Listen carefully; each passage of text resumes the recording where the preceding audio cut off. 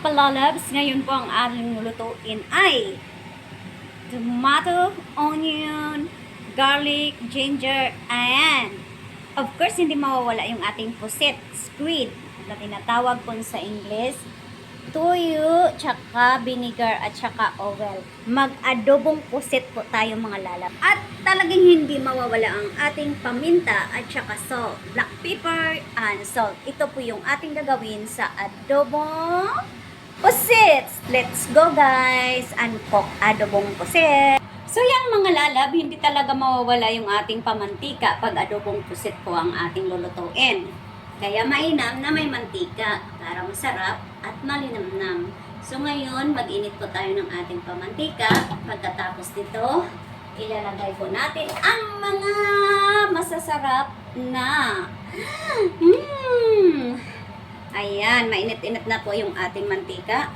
So, ang kailangan lang po natin ay mahilig po akong mag-una talaga ng pa-onion. Ayan, onion mga lalab. Iprito natin yan. Ayan.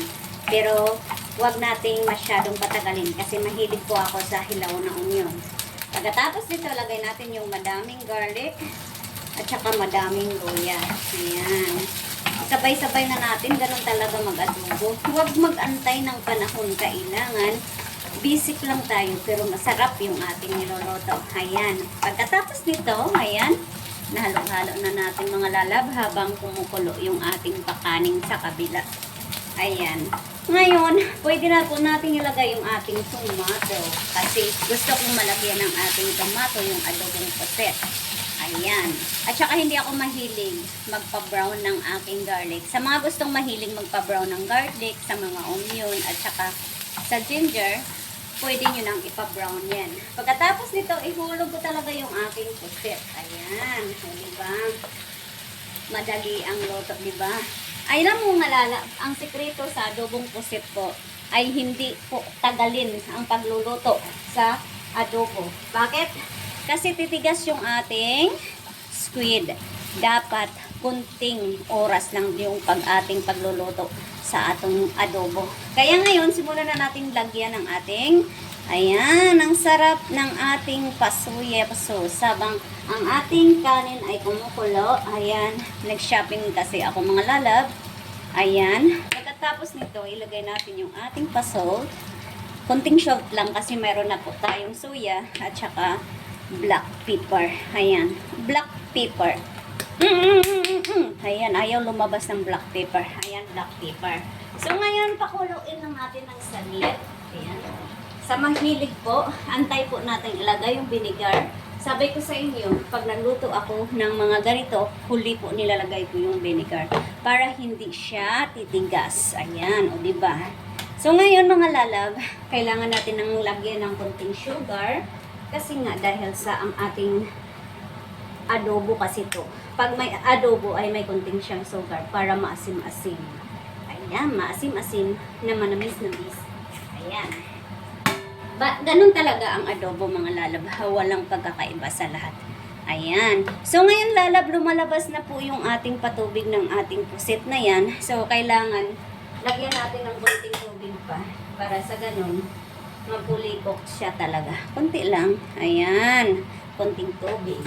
Pagkatapos na may pakunting tubig tayo, antayin lang natin yan lalabs. Mga sandali. Ayan. Tabunan muna natin para maluto yung ating niluluto. Ayan, mamaya na po yung ating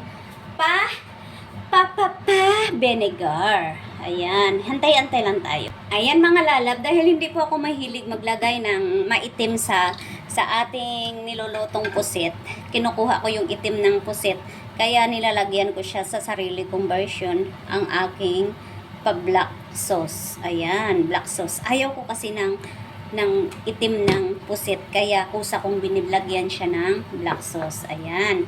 So, ngayon guys, pakuliin pa natin na yan. Pakuliin. Kulo-kulo. Pakulo-kulo. Mga 3 minutes. So, ayan mga lalabs, kumukulo na talaga yung atong pa-adobong pusit. Ayan. So, ngayon iyon, naggalabs. Dahil sa may tubig at pakunti na siya. So, lagyan po natin na to ng vinegar. Ayan. Masarap yung vinegar kasi maasim-asim. Huwag sobrahan ng vinegar mga lalab kasi pag na-over ng vinegar, ang ating adobong pusit ay maasim. Hindi masarap pag hindi siya tamang combination. Kaya ayan mga lalab, pakuliin lang natin hanggang bumaba yung ating water ng ating adobong pusit. Ayan, pinapakulo ko siya. Hindi ko muna siya i-start kasi magtigas po yung ating adobo.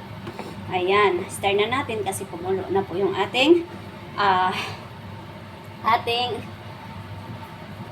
water. Ayan.